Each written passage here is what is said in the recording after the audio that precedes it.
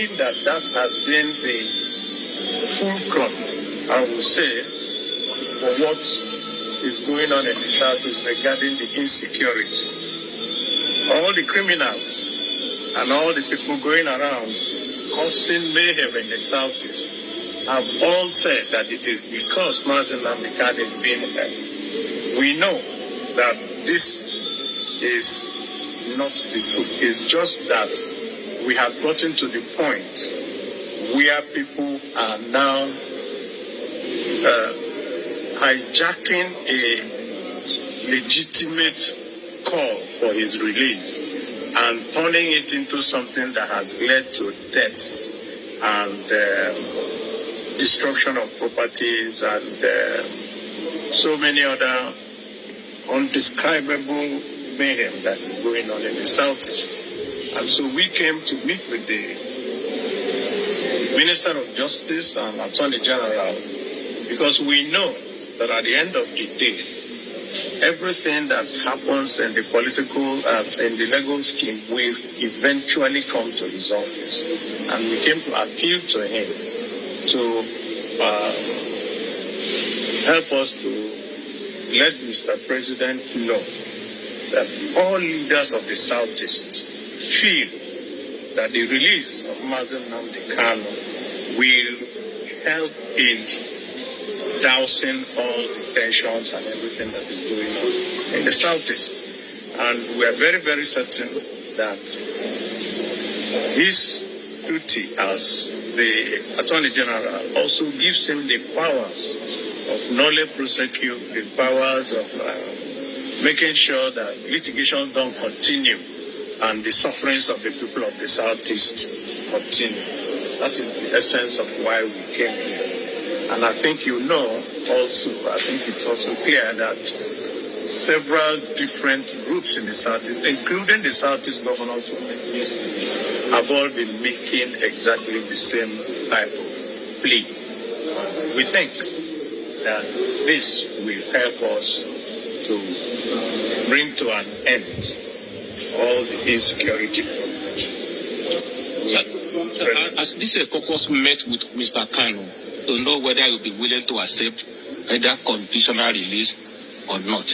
Yes, on behalf of I met with Nnamdi Kanu myself on behalf of the rest of the caucus on Monday. Today is Wednesday. Yes, sir. We met with him between 2 p.m. and 3 p.m. on Monday, and he is very, very supportive of this, our plea to the President of the Federal Republic of Nigeria. Maybe last week, you were a Swati among the first trial. Yes. In case they need the senator to be a Swati this time around, will you be willing to stand? I don't think that is necessary to ask. We came here on his behalf, and that tells you that any of our senators that you see, the 15 of us, by the way, the 15 of us signed this letter. A few of us are not here just for reasons of logistics and all that. Some are also not. But we all signed the letter, and you will also have a copy of the letters that we gave. So any senator in the Southeast is very willing. The governors are willing. The business leaders are willing. The clergy, they are willing. So the traditional rulers are also willing. So I do not think that anything will stop us if it comes to that. And he has also assured me that he is ready to fulfill any conditions that are put that will lead to his early release. Very warmly, and also told us that, of course, this is a request for which he has to go and study it, digest it, and take to the president, because he won't take the ultimate decision. I think it's a decision of the government of the Federal Republic of Nigeria. So lastly, I don't know if you asked him because I think this. What is your appeal to the President Republic of the case? The appeal is that this matter cannot be resolved legally. And if we continue with the legal wrangling, that it will continue to cause the insecurities because the legitimate demands has been hijacked by criminals, undesirables, and all manners of elements who have used it to perpetrate their own nefarious deals on the rest of the people of the Southeast. Nobody in the Southeast likes what is going on. People cannot go out of their houses on Mondays. People are maimed and killed and all that. And some people are roaming around, killing even security men in the name of looking for the release of Nnamdi Kanu. Nnamdi Kanu himself also confirmed to me last Monday that he never made any request of that nature that anybody should go and kill people. In fact, he was very pained that the Southeast is suffering because of this. And he assured me that when the day is out, is also the day that they will now know those who are legitimate agitators and those who are criminals.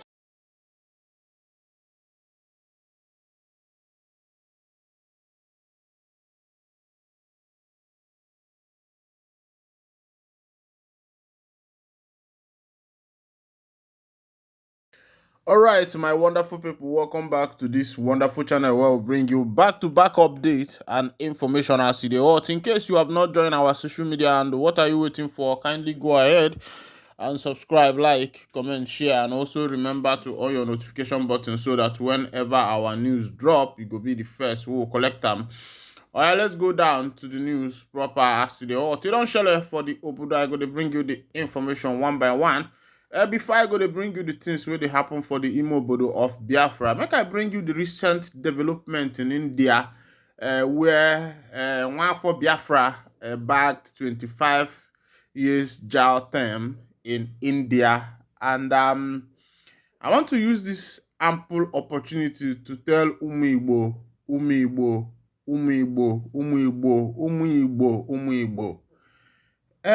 It's high time Igbo youths and Umu Igbo pedal this down, because when Chukwuka Abiyama created us, at the territory where he put us, the environment, you find out that from the day one, Ndi Igbo were very creative people. If you go to Ozuoka, where they mode gun, where they mode gong, and the rest of them, and Igbo people were the first to replicate exactly what the white man was doing in the work of mechanics, welding, and the rest of them. They were not properly schooled, our forefathers, but through what they can see, they were able to learn exactly what the white man was doing. That's why you see a replica of mechanics everywhere. You see welders, you see this and that, all these things. Ndibo were the first to become the best in it. I think it's high time that the government of Biafra start thinking towards, I don't know if they are thinking towards that, how to make education more practical when this freedom is found. Open and water this freedom. Let the Biafra nation do their educational system to be practical. That's one of the advice I will be giving to the Prime Minister of the Biafra Republic government in exile.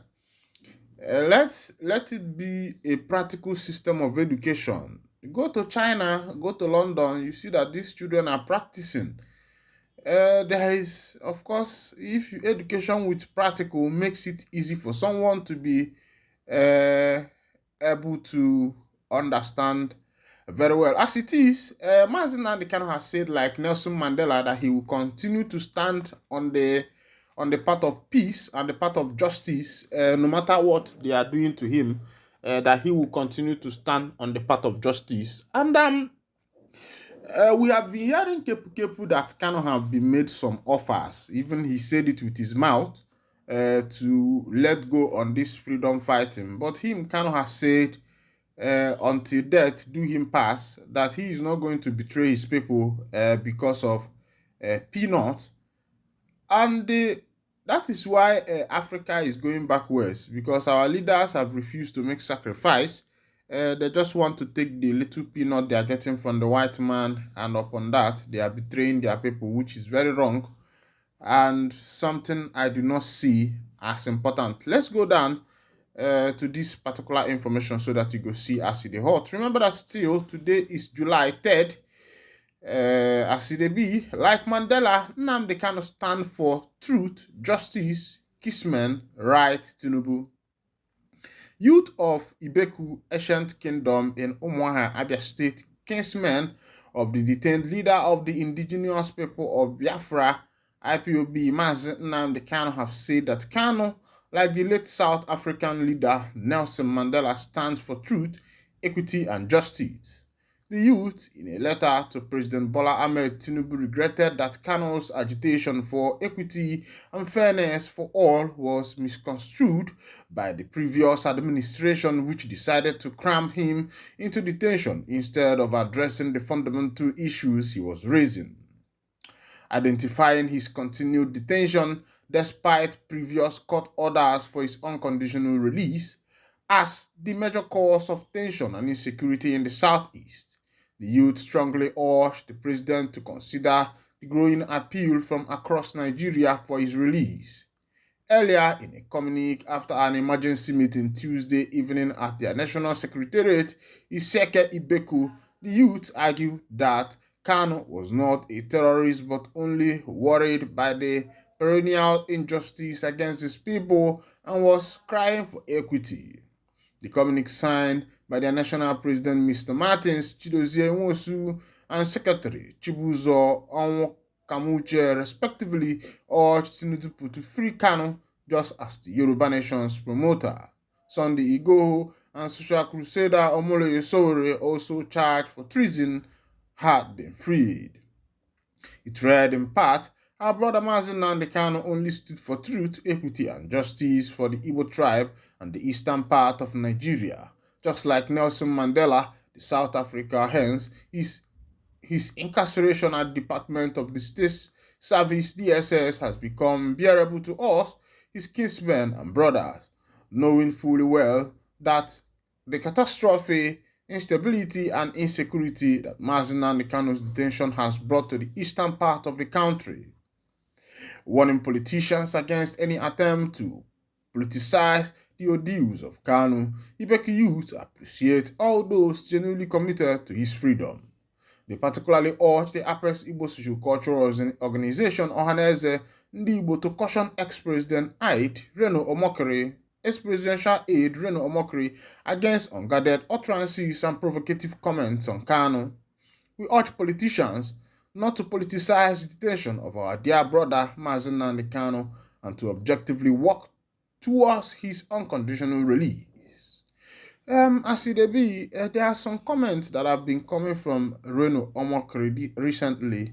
He was going back to some of the comments and some of the broadcasts that were made by Mazi Nnamdi Kanu out of anger. You know that every living being and every human being who is sympathetic enough to understand his environment, what is actually happening there, would agree with me that Kanu was speaking out of anger and out of compassion for his people, because during that time there were a lot of things that was happening in the southeastern part of Nigeria. Even T.Y. Danjuma in his broadcast the other day said that the army, the military, are involved in what is in the insecurity that is taking place in this nation. And I begin to wonder, why would the military be part in such a thing? And remember, around last year, there was an article I posted for you, an army accountant general who was accused of amassing billions of dollars that was meant for procurement of materials, war materials, and the rest of them in order to be able to safeguard or protect the people from insecurity. But looking at the scenarios, looking at what is transpiring, what has happened so far, what has taken place, and sometimes you agree with me that there are some things that are going on underground with the military. T.Y. Danjuma said it. He's an ex-military officer. I can play that video for you if you request it for me. I'll play it for you so that you'll be able to, you yourself, you will not be a mugu.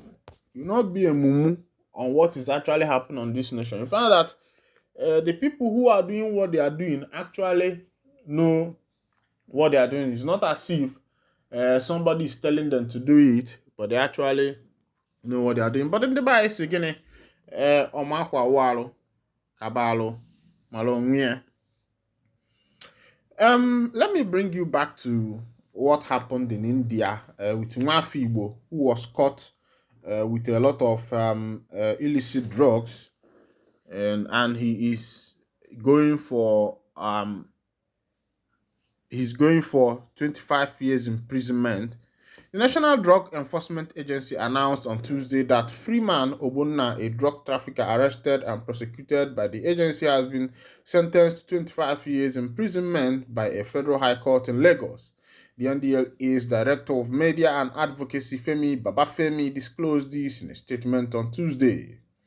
The sentencing occurred 3 months after Obonna vomited and excreted 80 wraps of cocaine following his arrest at the screening point of the Terminal 2 of the Murtala Muhammed International Airport in Ikeja, Lagos. Obonna was arrested on Sunday, March 31st, 2024, while attempting to board a flight to Delhi, India, via Doha on Qatar Airways using a Liberian passport under the name Ka Bismarck. The statement stated that a body scan later confirmed he had ingested illicit drugs. The statement said preliminary checks revealed his real identity as Freeman Charles Obonna, and he was subsequently placed under observation in the NDLA custody, where he started to manifest signs of discomfort. My people, I don't see as they be ego kwarapo. You get this music of Osankwa where say na onye ụgwọ ọnwa ya na-ezulu ọrụ ọ na-abụzi over time nya ga-ezulu nya bụ onye when I send day one and here I go to wind down the curtain. And if this is your first time of joining us on this wonderful channel, kindly go ahead, subscribe, like, comment, share, and also remember to on your notification button so that whenever our news is dropping, you could be the first. We'll collect them. Thank you for listening. God bless you plenty.